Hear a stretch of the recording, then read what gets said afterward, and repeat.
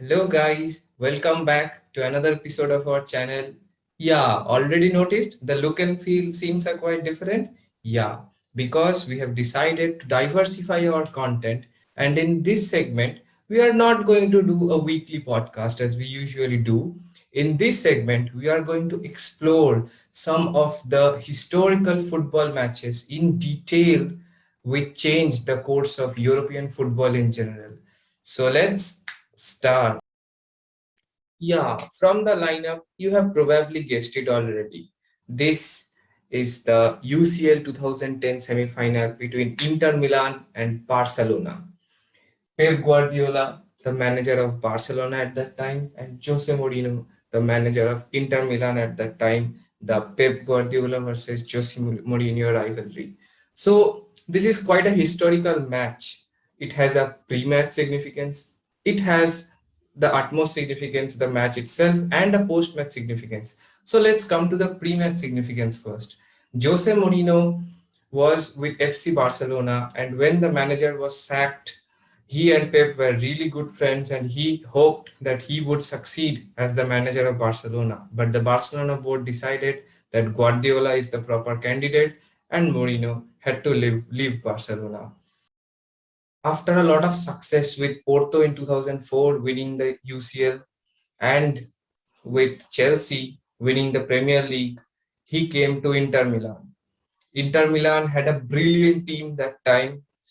It's quite surprising that in 2009, Zlatan left for Barca from Inter Milan, and Eto'o moved to Inter Milan from Barca. And in the semi-final next year, they were facing each other off.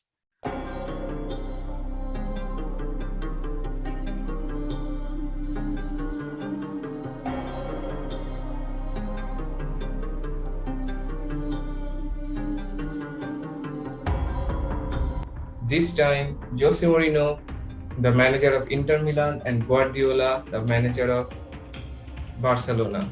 So there was a sense of revenge in Mourinho, and the tactical genius of Mourinho knew exactly what to do to stop Pep's Barcelona, who were reigning across La Liga, recording thumping victories here and there over the La Liga sides and across Europe in general, who had just won the UCL the previous year.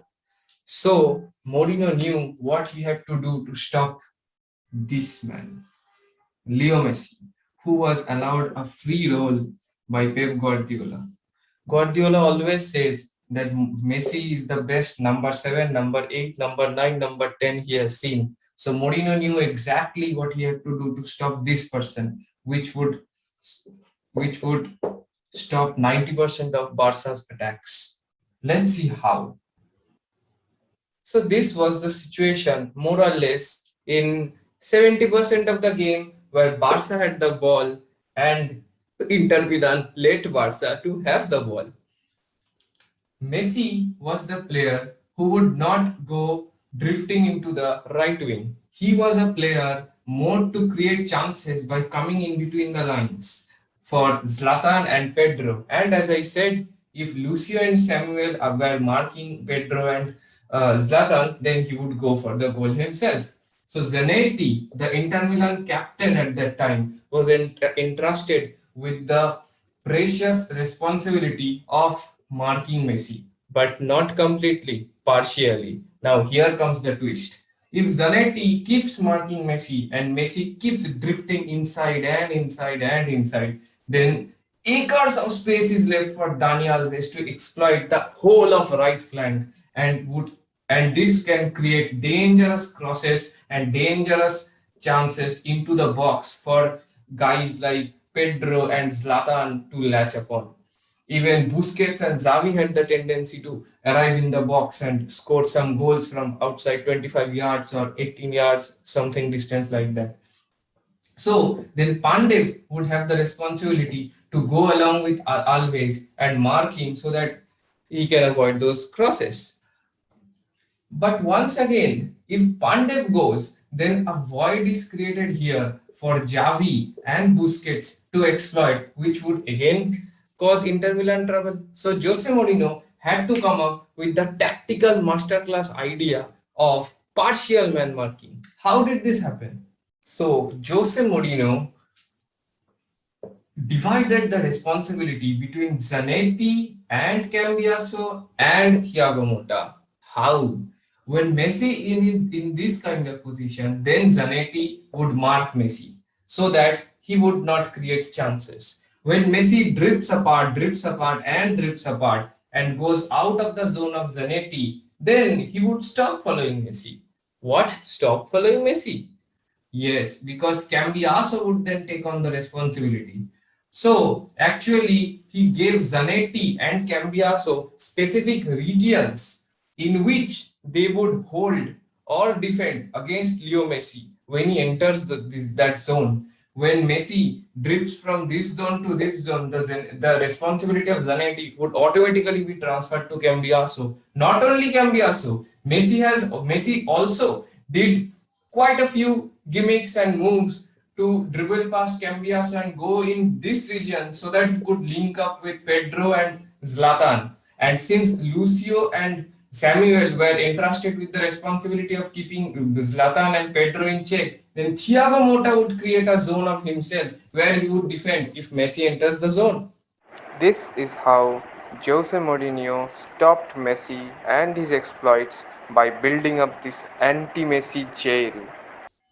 What a brilliant tactical masterclass. Yes, that would leave space for Always to move there, but Pandey was there to always keep with Always and prevent the crosses from him.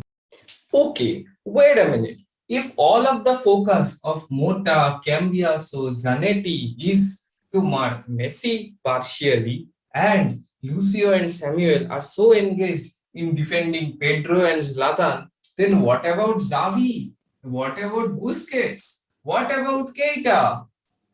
Maicon was given the responsibility to hold this zone, and Mota or Cambiaso, whoever at that time is not in charge of handling Messi, would join Maicon to guard against Busquets and Xavi. These two, Paul and PK, used to stay in their own half so that they could press high and win back the ball whenever Inter Milan takes away the transition. But one thing Jose Mourinho missed was the class of Maxwell. Maxwell had immense pace. Maxwell was not so good defending and recovering balls, but he was very good offensively. And that is why we see the first goal is scored when Maxwell goes past Maicon, because Maicon is busy defending the midfield, goes past Maicon in this kind of position. And from here delivers a sublime through ball inside the penalty box for Pedro to latch on, and boom, goal. 1-0 Barca. What would Mourinho do now? So Inter Milan had to be really sharp and pacey in their counterattacks, in their defensive transition, so that when they snatch away the ball from Barca, they would not give away the ball cheaply and create threatening chances on the counterattack from where they could equalize. And exactly that happened. Just 12 minutes after Barca's goal, after a barrage of counterattacks of Inter Milan throughout the 12 minutes, Inter Milan finally equalized. Eto'o changed position with Diego Milito and came on the extreme right flank, from where he delivered a sublime through ball into the box. Puyol and PK were deep into the box, and there was Diego Milito faking that he would take the shot, but he didn't take the shot and passed the ball to a wide area. Snyder reached here and boom, goal. 1-1, the score is equal. Inter Milan didn't stop there. They got the taste how to hurt Barca, because as Mourinho always says, Puyol and PK are very good center backs. They are good at pressing. They try to win back the ball when their team doesn't have the ball, even committing fouls near the sideline and taking a yellow card for the team, but still not giving away the possession. But there was a difference between petty La Liga teams and this Jose Mourinho's Inter Milan. Schneider, Eto'o, and Diego Milito, quality forwards who knew how to exploit Puyol and PK and expose their defense completely. The second goal is the most historic goal and a work of art. Diogo Milito jumped past Paul here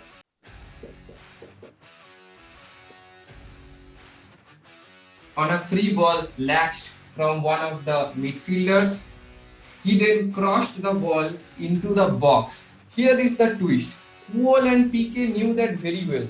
So Paul and PK were already here defending against the Inter Milan two forwards Snyder and Eto'o.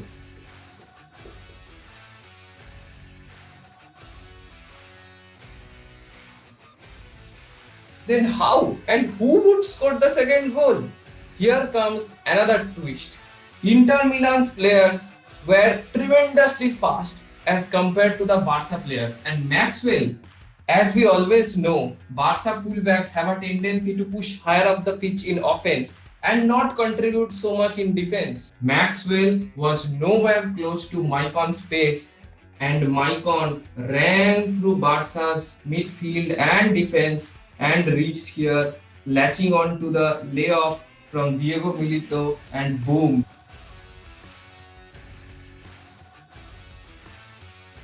It's 2-1 to Inter Milan. The third goal was even more exciting as Barca's defense was completely rattled. Paul and PK could do nothing. Maicon delivered a sublime cross from the right wing for Schneider to latch onto. Victor Valdez thought that Schneider would take the shot. He went to guard Schneider. Schneider was cheeky and cunning enough to give it back to Militao on a rebound, and Militao, a sublime header from close range into the goal.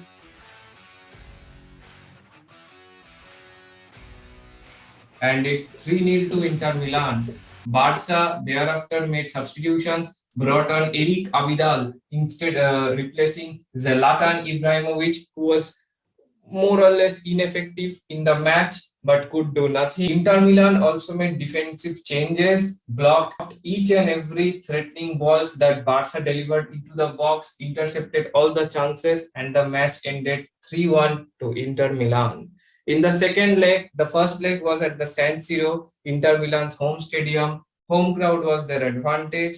In the second leg, in the Camp Nou, Barca turned up better than they had in the first half, won the match 1-0, but it was enough for Jose Mourinho and Inter Milan to go to the final of the Champions League 3-2. Later, they would lift the Champions League title also, and Eto'o would become the first player to win successive back-to-back Champions League titles, playing for two different clubs. The previous club for Barcelona and the next the previous year for Barcelona and the next year for Inter Milan. Jose Mourinho got his sweet rivalry and a second Champions League trophy. And interesting thing to note is that after the 1-0 victory of Barcelona in Camp Nou, Jose Mourinho was the one to run around the whole Camp Nou pitch, not Pep Guardiola as expected. PK says that he shouldn't have done that. This is the club which has given him the limelight. This is his former club, so he shouldn't do that. But who cares? When you kick out a legend from the back door, this is the way you get paid back.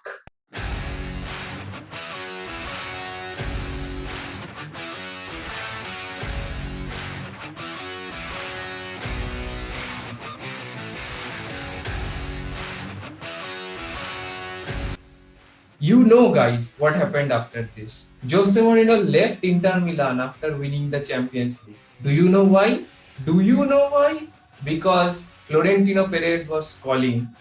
Barca were running riot in the La Liga, and Real Madrid knew that they need someone who could stop this, and that someone could only have been the special one, Jose Mourinho.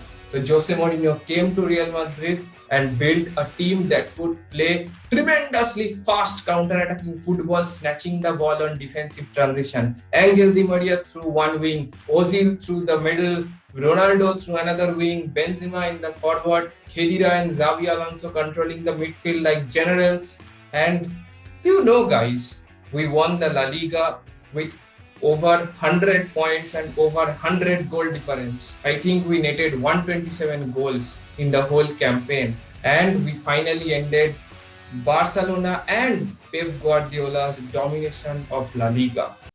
So, as I mentioned, this match had a great pre-match significance and a great post-match significance, barring the match itself, and this is history in itself.